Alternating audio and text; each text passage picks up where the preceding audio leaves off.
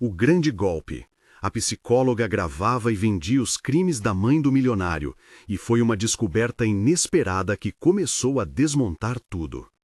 Era quase 1h da manhã quando o relógio da sala marcou 00:47. Na mansão, o corredor longo engoliu passos e sussurros como se fosse de vidro. Cada som reverberava, pequeno e mortal. Dona Zilda fingia dormir, o corpo encolhido sobre o cobertor, os olhos abertos como se fossem janelas que não podiam ser fechadas. Do outro lado da porta, vozes baixas conspiravam sobre uma vida que ela supostamente deveria deixar para trás. Neste conto dramatizado, em que aspectos sensacionais foram criados para esta história, a psicóloga que aparece nas entrelinhas, a Nora Silvia, não era apenas uma cuidadora de fachada.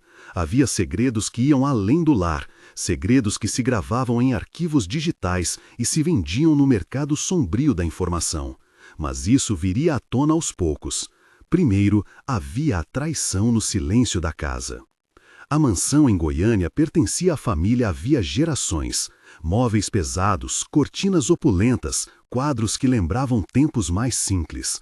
Tudo preservado com um zelo quase religioso, como se conservar as coisas fosse a última forma de chamar o passado de volta. Ricardo, o filho mais velho, mantinha o rosto tenso. Havia noites que ele caminhava pelas salas como quem tentasse memorizar cada móvel, para mais tarde não ter a sensação de vazio. Silvia, sempre impecável, movia-se com calma calculada. Aquelas mãos suaves que ajeitavam o lenço da avó também sabiam lidar com dispositivos que não pertenciam à casa, gravadores digitais, contas anônimas, mensagens apagadas. Naquela noite, Zilda ouviu o plano pela primeira vez. Acontece que, com o que ela tem, dá para resolver tudo, disse uma voz que tentou soar prática. Internamento, declaração de incapacidade, nada difícil quando as partes concordam. A voz era de Ricardo, e o seu tom carregava uma mistura de medo e alívio.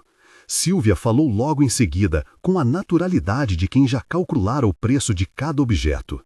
Temos de ser rápidos, tem gente interessada nas peças, e você sabe como os compradores pagam bem quando há urgência. Palavras assim, frias e econômicas, soaram como lâminas. Dentro do quarto, Zilda conteve o tremor nas mãos. Não era a primeira vez que sentiram o chão se abrir, mas era a primeira vez que entendia a direção daquela queda. Internamento forçado, venda dos bens, uma vida inteira reduzida a cheques e papéis. A dignidade, pensou ela, não cabia em gavetas. Na cozinha, Lucas, o neto de 16 anos, àquela altura já sabia mais do que os adultos supunha. Crescer em torno da avó, aprendeu a decifrar o seu humor pelos olhos e daquela noite herdou um silêncio pesado que se encaixava nos ombros como uma capa. Lucas observou de longe a cumplicidade entre o pai e a mulher que passava por ser cuidadora, e sentiu uma raiva que era ao mesmo tempo física e intelectual. O garoto não queria que o mundo de Zilda fosse arrancado por interesse. Ele não queria que a casa que ela tinha amado se transformasse num cheque. Quando a conversa terminou e os passos se afastaram, Zilda permaneceu imóvel. Escutou com a clareza de quem sabe que a vida pode mudar por motivo pequeno. Um papel assinado, um carimbo, um voto de confiança mal colocado. Logo depois, a velha senhora arrastou-se até o criado mudo, abriu a gaveta onde guardava os documentos mais importantes, certidão de nascimento, números de conta, contratos antigos, uma foto amarelada do marido falecido. As mãos que tremiam passaram por tudo com um cuidado quase sacerdotal. Era impossível entregar aquilo sem uma resistência. Ela não contou nada a mim, ao leitor ou ao vento, contou a Lucas. A voz dele saiu baixa, firme. Vamos sair essa noite, disse. Havia um plano simples e preciso, pegar o que fosse insubstituível, fingir uma viagem comum e desaparecer por um tempo. Rita, amiga de infância de Zilda, tinha uma casa em Pirenópolis e sempre oferecera abrigo nos dias mais difíceis. Era a proteção que as paredes de uma mansão não podiam dar, coragem humana, simples e inabalável. Antes de partir, Zilda fez algo que poucos viriam a entender. Ela deixou um bilhete, curto, para Ricardo e Silvia. Nele, mais do que palavras, havia uma decisão. Não estava disposta a aceitar o que era oferecido como solução. O bilhete falava de dignidade, do amor dele por ela quando era menino, de memórias que não deveriam ser vendidas. Era uma mensagem que pedia que alguém, em alguma parte, lembrasse do que os liga. E então, naquela madrugada, mãe e neto saíram da mansão. O carro cruzou a cidade com as luzes cortando a chuva fina que começou a cair. As mãos de Zilda seguravam uma bolsa pequena, onde ela guardara o documento mais sagrado, a prova de sua existência, as chaves das coisas que, no fundo, eram só suas. Lucas dirigiu como se cada quilômetro fosse uma vitória. Pela janela, as luzes da cidade desfocavam em pontos coloridos como lembranças que estavam sendo deixadas para trás. Se essa história está prendendo sua atenção, curta e inscreva-se para não perder o desfecho. A viagem para Pirenópolis demorou mais do que o necessário porque eles queriam que a fuga parecesse um passeio. Rita recebeu-os com um abraço que cheirava a sabão e composta de goiaba, mãos enrugadas que acolhem sem perguntar por temores. A casa de Rita tinha paredes finas e uma varanda que dava para um jardim onde o vento contava histórias. Ali, Zilda recostou-se pela primeira vez sem o cuidado constante de quem se prepara para ser tomada. Enquanto tomavam café, a avó contou, em pedaços, o que ouvira naquela noite. O relato soou como muitas outras traições, pequenas decisões que formam um mapa, um caminho traçado sem consentimento. Na cidadezinha, a sensação era outra. Os dias eram mais longos, o sol parecia devolver algo que a mansão havia sequestrado. Lentidão, conversas verdadeiras, a negligência do luxo. Lucas, por sua vez, tornou-se vigia e consolo. Tinha, ao mesmo tempo, o impulso de proteger e o medo de que a proteção falhasse. Rita os envolveu numa rotina de calma e pratos simples. Ainda assim, em Goiânia, dentro da casa que agora parecia vazia, a trama continuava. Sílvia continuou sua vida aparente com a mesma perfeição calculada. Saía cedo para reuniões de consultoria, palavra que, para quem conhecia parte do mundo que ela frequentava, soava como código. A psicologia, no seu caso, era um título com utilidade múltipla, garantia de credibilidade, acesso a segredos íntimos e, em sua interpretação particular, uma via de renda. Em conversas de bar e cafés discretos, ela tratava os clientes como matéria-prima. O mercado das confidências funcionava às margens da legalidade. Gravações, arquivos, vendas anônimas. Era um comércio sombrio onde as histórias dos outros valiam dinheiro. Nesta dramatização, a transformação da nora em uma espécie de curadora de segredos é uma construção ficcional destinada a criar o nó central da história. Os motivos de Sílvia eram críveis. Havia um desejo de subir que não se apagava. Dívidas escondidas, um passado que não a deixava. No limiar entre necessidade e ambição, ela escolheu lucrar com o que ouvira no divã, a dor e o segredo alheios. Sua habilidade como psicóloga lhe dava um passe para o íntimo. Sua decisão moral de comercializar aquilo tornava uma antagonista com rosto humano, alguém que poderia, em outro enredo, ser redimida, ou, pelo menos, compreendida. Enquanto isso, Ricardo vivia uma batalha interna. Era um homem que amava a mãe, mas que sentia o peso de uma vida que parecia ruir sob suas mãos. A possibilidade de vender os bens da família vinha como solução para problemas que ele mal admitia. Havia pagamento de dívidas, empréstimos escondidos e uma sensação persistente de inferioridade que o corroía. A intenção de internar a mãe, escancarada em seus sussurros noturnos, surgia mais da covardia do que da maldade direta, um ato cometido por medo tanto quanto por ganância.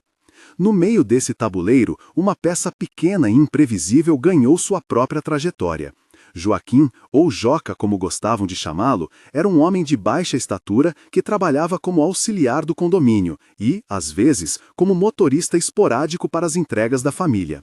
Era discreto, possuía um humor grave que escondia um senso de justiça aguçado.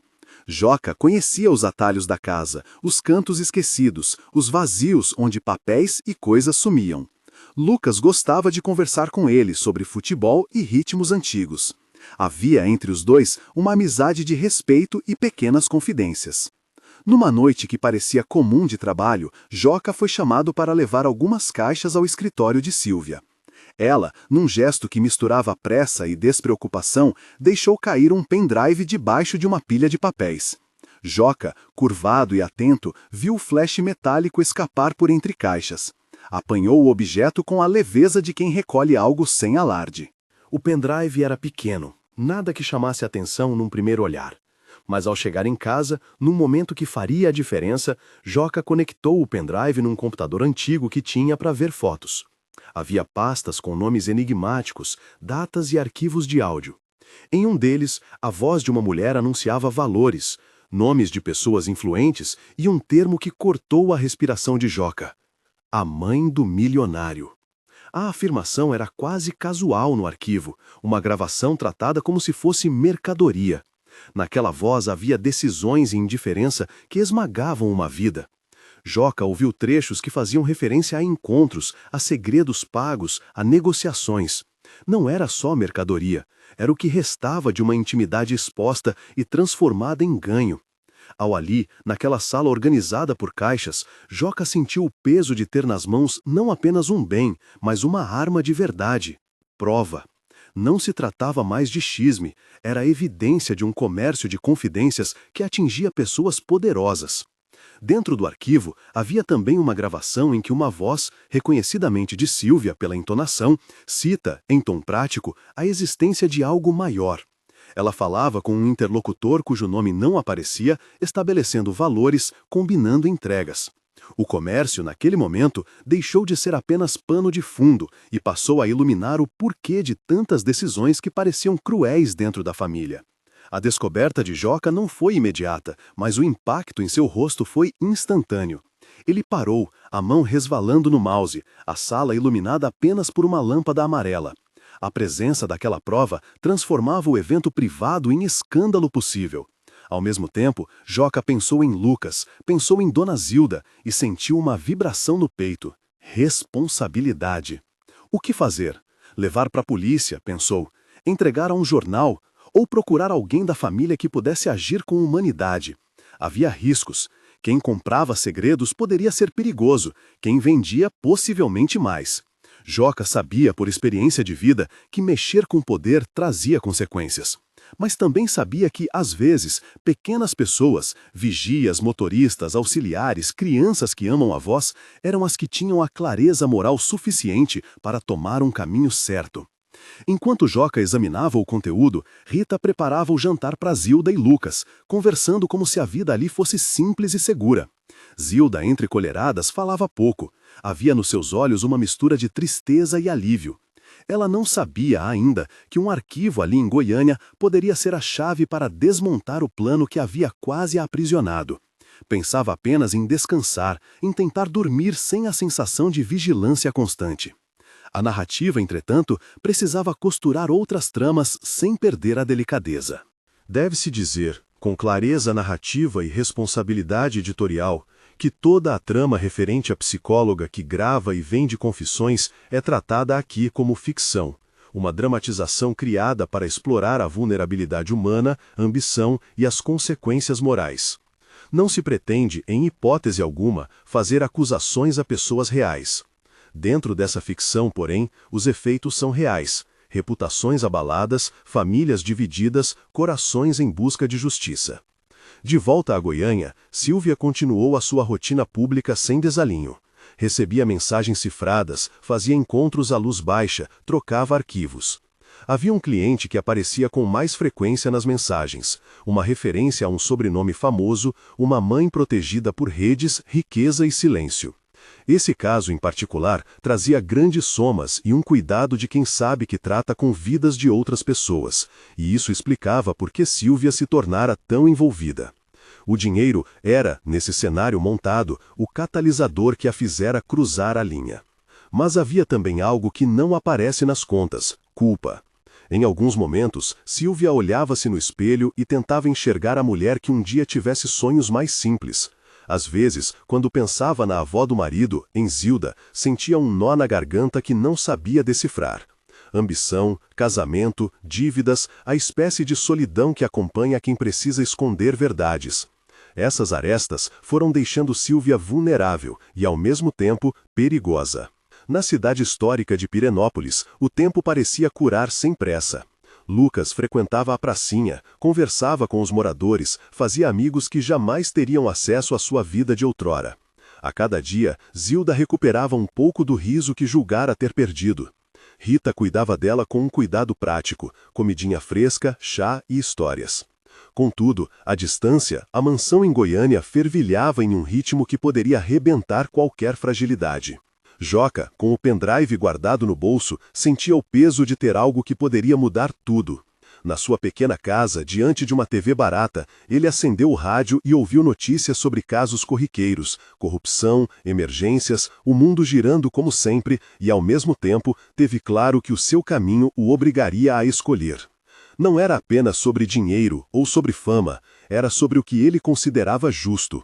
E naquele ponto, a justiça parecia pedir que alguém revelasse. A descoberta de Joca foi um ponto de virada que a família não esperava. Ele, homem simples, fora colocado no papel improvável de testemunha. Se falasse, poderia iniciar uma investigação que arrastaria Sílvia para a luz pública. Se calasse, a vida seguiria seu curso e as vítimas continuariam a perder o que tinham. A escolha parecia óbvia para quem via o mundo com olhos de quem tivera pouco. Precisava-se proteger os mais frágeis. Na escuridão da noite seguinte, enquanto Zilda dormia num quarto que cheirava a lavanda e café, Joca saiu de casa. Puxou o casaco e olhou para o céu. Não havia um plano claro. A cabeça dele misturava possibilidades. Procuraria Rogério? O irmão de Ricardo tinha fama de ser direto, um homem de palavra, que não enganava quem o procurava. Rogério morava num bairro antigo, conhecido por sua franqueza. Talvez fosse o lugar certo para levar o que se encontrara. Ao mesmo tempo, Joca sabia que a exposição podia arruinar vidas. Mas as vidas que Silva vendia, pensou, já tinham sido transacionadas uma a uma. Ele não suportaria ser cúmplice de mais uma venda. O pendrive queimava em sua mão como uma prova e uma condenação. Sem alarde, decidiu fazer o que o coração mandava. Procuraria alguém que pudesse usar aquela prova para proteger, não para explorar. Enquanto Joca caminhava, o vento trazia um cheiro distante de chuva e terra molhada. Na mansão, portas rangiam e as lâmpadas oscilavam. Em Pirenópolis, a janela de Rita mostrava por um momento a figura de Donovan, o cachorro que latia como se sentisse o seísmo das decisões humanas. A história estava prestes a se mover em direções que ninguém podia prever. O que Joca descobriria tinha o poder de desmontar o plano de internamento. O que Sílvia ganhava com o segredo poderia ser seu fim. Ricardo, pressionado e fragilizado, ainda não sabia que coragem chegaria de lugares improváveis. Naquele ponto de transição, a narrativa aguarda o desenlace do gesto de Joca. Ele tinha nas mãos a prova de que algo maior circulava entre paredes que pareciam protetoras. Uma escolha humana precisava ser feita, e enquanto a cidade respirava e pessoas ignoravam o fio que ligava suas vidas, o pendrive fazia tic-tac silencioso no bolso de Joca, como um relógio que apontava inexoravelmente para um momento em que a verdade teria de sair. Joca dobrou a esquina com o casaco colado ao corpo, a chuva fina agora mais intensa, como se o céu quisesse lavar aquilo que homens e mulheres tentavam sujar com segredos.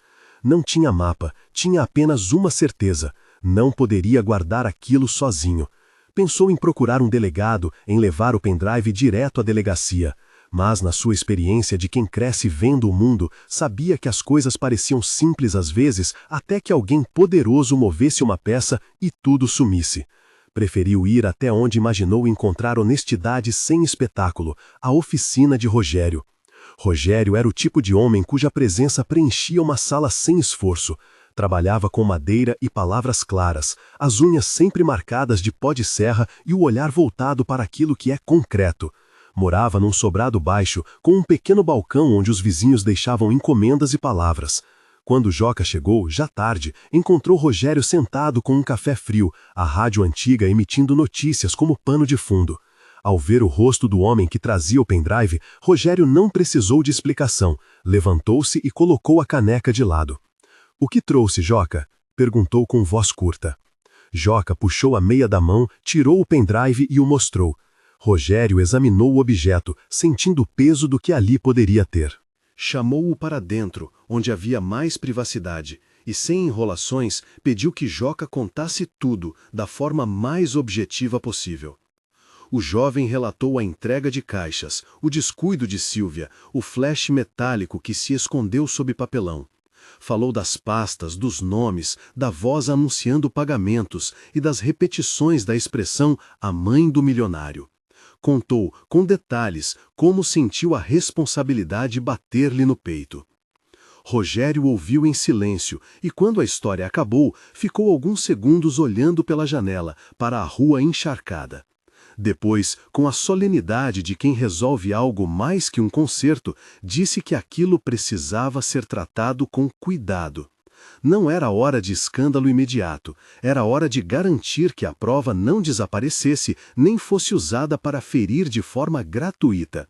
Propôs um caminho: levar aquilo primeiro a alguém que pudesse atestar a autenticidade do arquivo sem expor os envolvidos ao ridículo, e que também tivesse coragem para agir quando fosse o momento certo.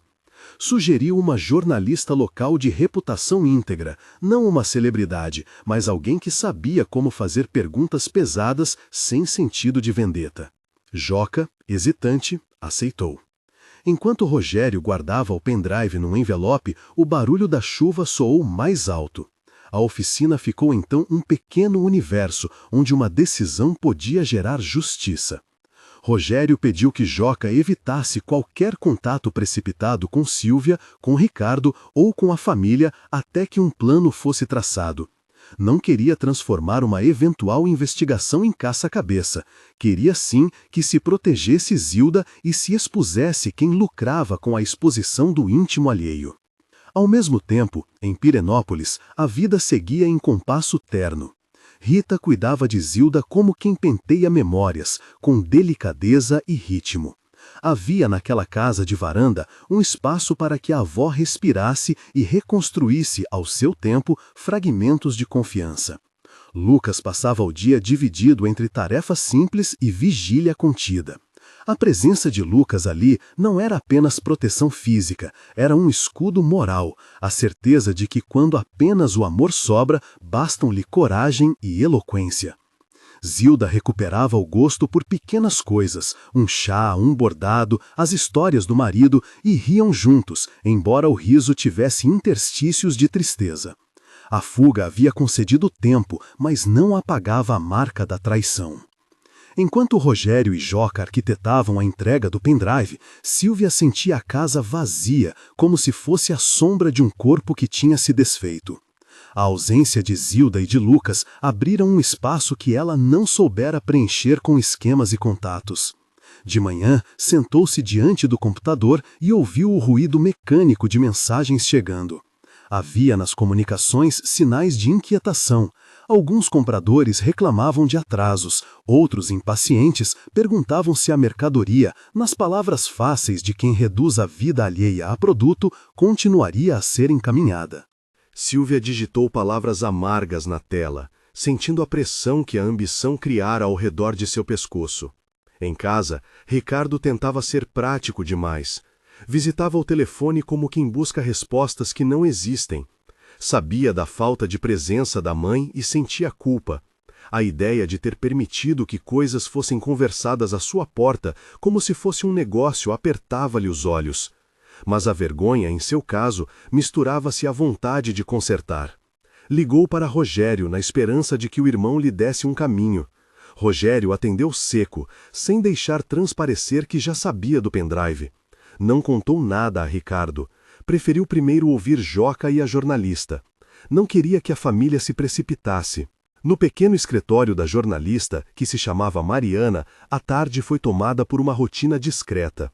Mariana gostava de café forte, de anotar tudo em cadernos de capa gasta e de verificar sempre 2 vezes as fontes.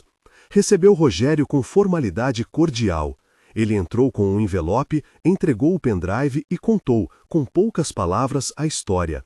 A mansão, a fuga, a gravação, o nome que aparecia nas transcrições. Mariana escutou, perguntou, fez anotações. Havia nela uma mistura de curiosidade profissional e respeito humano. Devia confirmar a autenticidade e garantir proteção à vítima. Concordou que, antes de qualquer publicação, era preciso verificar se o arquivo era autêntico, se a voz era de Sílvia e, acima de tudo, se havia um risco real para Zilda e Lucas. A investigação jornalística, nessa noite e em dias seguintes, assumiu o compasso de quem trabalha com um objeto delicado. Verificações, triangulações, ligações que marcavam horários e reuniões em pontos neutros. Mariana pediu sigilo, Rogério e Joca aceitaram. Queriam que, quando a notícia viesse, tivesse o cuidado de não esmagar quem já for esmagado. Era um jogo de paciência. Do outro lado, Sílvia sentia que a trama escapava. Começou a rondar antigos contatos, a apelar para nomes que pudessem reaver arquivos, até a considerar a possibilidade de comprar o silêncio. Era uma decisão que a envergonhava quando, sozinha, pensava na avó do marido. Diante do espelho, culpava menos a si mesma que o sistema que criara oportunidades. Sabia que havia errado, e sim, via as fissuras morais dentro de si. Mas o dinheiro, as demandas, as dívidas, uma por uma, criavam uma cascata que a empurrava para atitudes ainda mais arriscadas. Enquanto isso, Joca não descansava. A importância do que tinha em mãos o deixou inquieto. Visitava a rádio da cidade, conversava com um pastor que conhecia Rogério, observava a rotina de casas e pessoas, sempre com o mesmo medo, que enquanto decidiam, o pendrive sumisse. A vigilância de Joca era silenciosa. Ele queria garantir que, se houvesse uma ofensiva, nada fosse destruído. Num dia claro, ainda na terceira semana após a fuga, Mariana confirmou. O áudio era verdadeiro. A voz que negociava valores era de Sílvia. Havia, nas gravações, provas de transações e de conversas que vinculavam negócios de confidências com pessoas de poder. Mariana, com a experiência que tinha, sabia que publicar sem garantir a vida dos envolvidos poderia ser um atentado moral. Propôs então acionar a Defensoria Jurídica de Imprensa para proteger Zilda e Lucas e para solicitar medidas cautelares que impedissem a diluição de bens antes da investigação. Rogério, Joca e a jornalista combinaram.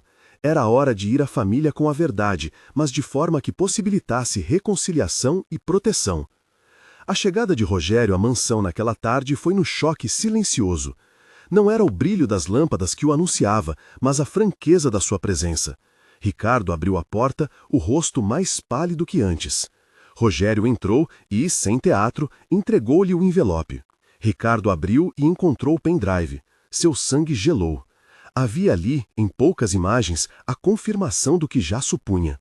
Rogério olhou-o nos olhos e botou a conversa em termos claros. Sabia-se da tentativa de internar Zilda, das conversas noturnas, do plano de vender bens. Mas também havia a coisa maior, as gravações.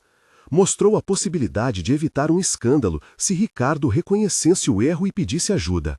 Propôs que a verdade fosse enfrentada em família com acompanhamento legal e que Sílvia tivesse oportunidade de responder diante da investigação. Sílvia apareceu como quem entra em cena para dizer a sua versão. De início, negou com a frieza de quem tenta segurar uma corda que arde.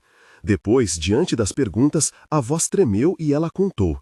Contou sobre empréstimos que assumira para manter uma casa que, no fim, consumia, sobre pressões que vinham de fora, sobre o medo de cair e o desejo de subir. Não negou que aceitara vender gravações, mas tentou explicar que acreditava estar criando uma rede de suporte financeiro. Sua confissão saiu entre soluços e em vários momentos pediu perdão a Ricardo, a Zilda, a todos. A cena que se seguiu foi densa. Ricardo amargurou o peito e caiu num pranto que parecia abrir algo dentro dele. Havia naquele choro a mistura de culpa e alívio. Culpar-se, por fim, era a ausência de fuga.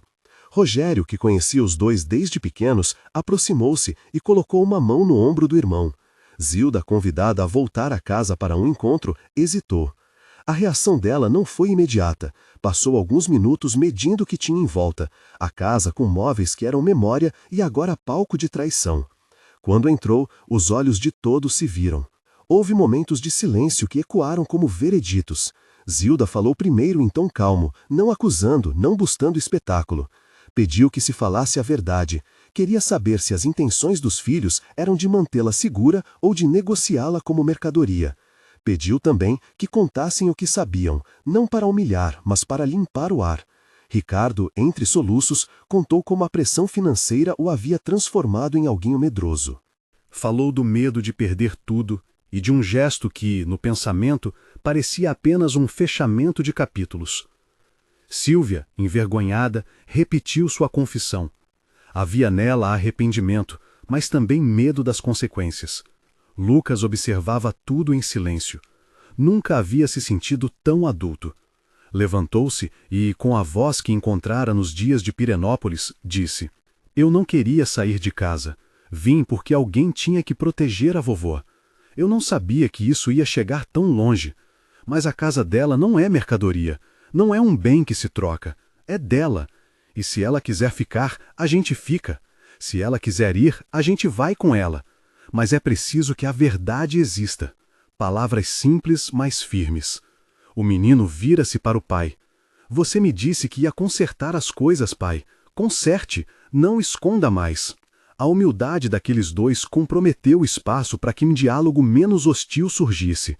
Rogério, com a voz controlada, propôs medidas.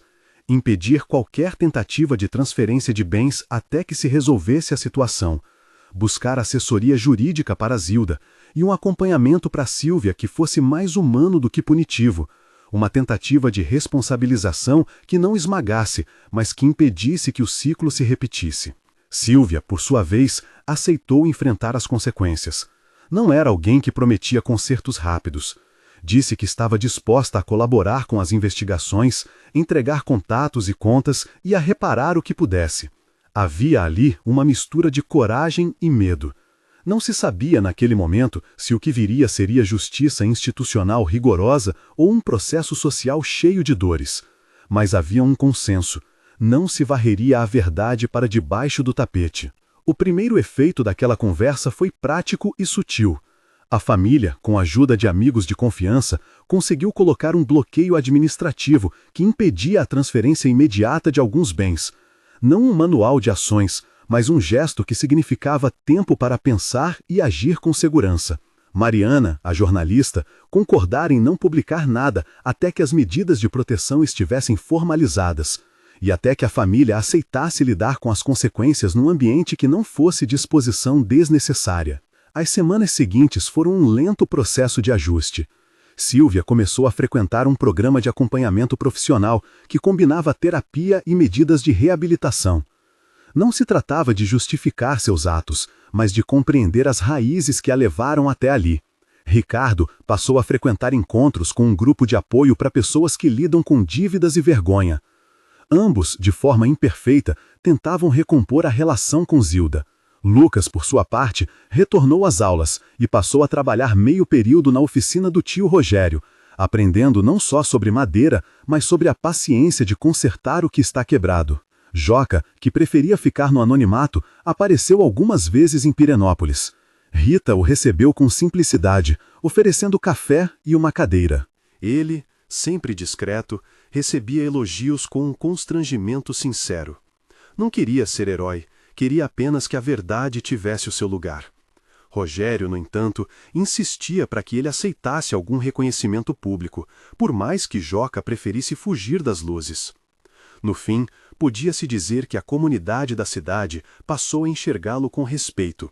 E ele, por sua vez, sentia que havia feito o que sua consciência mandava, não por glória, mas por justiça.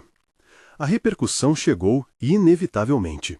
Alguém, em meio ao sigilo, havia vazado que havia gravações e que elas apontavam para um comércio de confidências. A imprensa menor começou a fazer perguntas, e a voz de Mariana, quando publicou a matéria, o fez com cuidado. O foco foi na vulnerabilidade de Zilda, na responsabilidade de quem comercializa segredos e na necessidade de proteção de idosos. Mariana escreveu sem ódio, destacando a complexidade humana de uma mulher que aceitava vender segredos por necessidade e medo. As reações foram mistas. Houve condenação, houve compaixão, houve debate sobre ética profissional. Nada era simples. Havia quem pedisse medidas duras, havia quem defendesse uma resposta que olhasse para os danos e para a reparação. Sílvia enfrentou então consequências profissionais e sociais. Seus clientes e parceiros a abandonaram e sua credibilidade foi abalada. Em termos práticos, não foi exposta ali como algo irrevogável. Houve investigações em andamento e processos que poderiam levar tempo. A narrativa pública, no entanto, já havia apontado um novo entendimento, que a comercialização de intimidade é uma ferida que atinge profundamente vidas reais. Entre tudo isso, houve quem lhe oferecesse mão amiga, pessoas que enxergavam o erro e queriam que ela reconstituísse sua humanidade. Na família, a reconstrução foi árdua. Zilda, embora abalada, aparentava uma serenidade renovada. Não entregara sua capacidade de escolher. Decidiu, com calma, se queria ficar na mansão ou estabelecer uma rotina mais simples. Optou por passar a maior parte do ano em Pirenópolis, mas manter visitas a Goiânia quando sentisse vontade. Não havia pressa em decisões. A casa familiar foi mantida em certo grau de proteção, com medidas legais e um acordo de não alienação que impedia vendas precipitadas. O que havia, sobretudo, era uma tentativa de restaurar laços. Rogério e Lucas trabalharam juntos para que a sensação de sacrifício de Zilda fosse substituída por cuidado consciente. Havia conversas longas à mesa, revisões de contas, visitas de profissionais que ajudavam a entender como proteger um idoso sem subjugá-lo. Nada era perfeito, mas havia uma decisão deliberada de corrigir rumos. Meses depois, numa manhã morna de primavera em Pirenópolis, Zilda caminhou pela praça com Lucas ao lado. Havia padarias, o cheiro de pão recém-assado, crianças brincando com pipas e um senhor tocando violão num banco. A vida, lentamente, voltava a ser composta de coisas pequenas e essenciais. Zilda parou numa banca de flores, escolheu um vaso com gerânios e sorriu para Rita, que vinha ao longe com um saco de compras. Eram gestos simples, mas carregavam uma recuperação de dignidade. Numa tarde, Ricardo foi visitá-los. Não era um gesto de redenção instantânea, mas de tentativa. Trouxe consigo um antigo álbum de fotografias que encontrou num armário. Abriram-no juntos. As páginas guardavam imagens de férias, aniversários, olhares que conectavam. Aquele momento não apagara as dores, mas serviu de lembrança do que havia sido construído com tempo e afeto. Sílvia, por sua vez, enfrentava os dias com um rosto diferente. Caminhos que se abriam para reparar implicavam, inevitavelmente, pagar pelos erros. Não se tratava só de punição, mas de aprendizado. Em encontros públicos, raros e tensos, pediu perdão. Em consultas com psicólogos e mediadores, buscou entender a fundo as razões que a levaram a mercantilizar segredos alheios. Em privado, escrevia cartas a Zilda, que lia e às vezes respondia com palavras que eram mistura de dor e compaixão. Não era uma restauração automática, mas um campo onde se plantavam novas possibilidades. A comunidade, lentamente, viu a importância do que uma pessoa pequena pode fazer. Joca foi chamado, tempos depois, para um café na oficina de Rogério. Não houve festa, apenas um encontro simples. Rogério ergueu uma taça de café e disse com a voz arrastada: "Você fez o que tinha que fazer, amigo. Sem você, talvez nada tivesse mudado." Joca corou, pegou a xícara e agradeceu. A ação dele fora discreta, mas o efeito fora colossais para quem vivia naquele pequeno universo. Houve também quem ficasse magoado. Algumas relações não se recomporam. Havia visitas que cessaram, convites que não voltaram. Nada disso foi negado.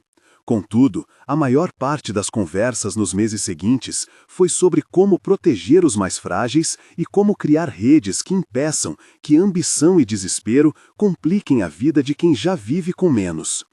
A história de Zilda tornou-se uma espécie de lembrete comunitário.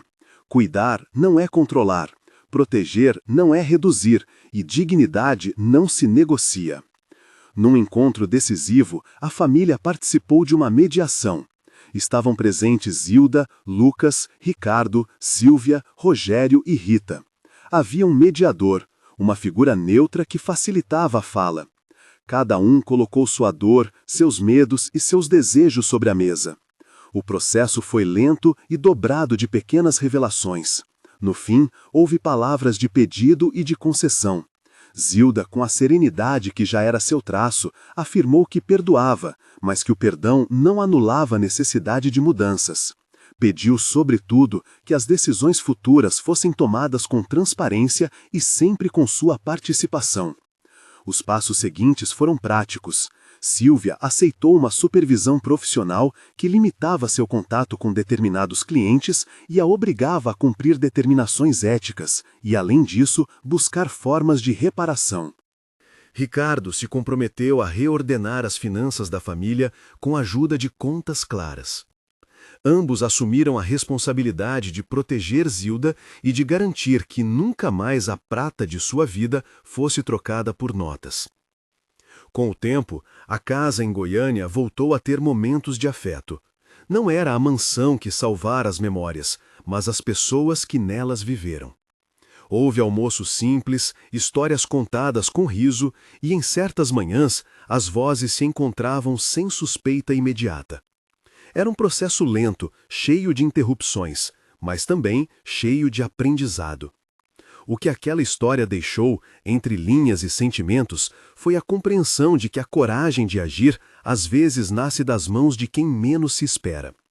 Joca tivera nas mãos a prova e, com ela, um sentido de responsabilidade que enrijeceu sua vontade de justiça. Lucas, que era apenas um garoto quando saiu correndo com a avó na madrugada, transformara-se em pilar. Zilda, com a sua dignidade intacta, aprendeu que a fuga havia sido um ato de defesa e depois de escolha consciente. Algumas noites, eles se sentavam no quintal da casa de Rita e olhavam as estrelas. Rita cozinhava e falava como se o mundo fosse um forno, onde as coisas precisavam do tempo certo para assar. Havia conversas que terminavam com um silêncio confortável e outras que deixavam lágrimas. Em uma dessas noites, enquanto o vento rodopiava as folhas, Zilda segurou a mão de Lucas. "Obrigada, meu filho", disse por fim. "Obrigada por não ter me deixado sozinha." Lucas apertou a mão com força e respondeu que não tinha o que agradecer, que talvez fosse apenas o que cada um faria pela família. A simplicidade da resposta não diminuiu sua força. Era, naquele momento, a síntese de um pequeno herói, coragem cotidiana transformando o destino. A narrativa, que começara com assombrações noturnas e sussurros que prometiam venda de memória, fechou-se com alma mais calma. Não foi um final de novela com castigos definitivos e rosas no vento. Foi antes uma sequência de atos de reparação que exigiram tempo, reconhecimento e humildade. A justiça legal seguiu seu rumo, lenta e burocrática, com investigações em andamento que poderiam ou não resultar em punições concretas. O que importava para essa família era que se abrisse um caminho de veracidade e que evitasse repetir erros. Em Pirenópolis, num entardecer dourado, Rita trouxe um bolo de fubá e colocou na mesa. Todos se reuniram para celebrar, não a vitória, mas a continuidade. Zilda ria de uma história antiga. Ricardo contava como havia tentado consertar uma janela que trincou. Sílvia compareceu com um silêncio tenso da quem ainda processava o próprio erro. Havia naquela sala uma paz que era frágil, porém autêntica. Ao final daquele dia, quando a casa se recolheu e as luzes foram sendo apagadas, Zilda ficou um tempo no alpendre, observando a lua. Não havia necessidade de discursos. A vida havia mostrado suas rachaduras e, ainda assim, mantinha-se resistente. Para ela, o que vinha era reconstruir o sentido da própria segurança, passo a passo, apoiada por quem a amava e por quem aprendera a ter mais que ambição. Aprendera, em parte, a humanidade. E há algo que esta história deixa em aberto e que cabe a cada um refletir. Como agiríamos, nós, diante de uma escolha entre facilitar a queda de alguém e estender a mão? O que faríamos se tivéssemos nas mãos um segredo capaz de destruir reputações? Que valor damos, no fim, às memórias que não se compram? Se esta história mexeu com você, deixe nos comentários o que faria no lugar de Lucas. Compartilhe com alguém que precisa ouvir sobre coragem e dignidade. E se ainda não é inscrito, inscreva-se para mais histórias que misturam verdade ficcional e emoção humana.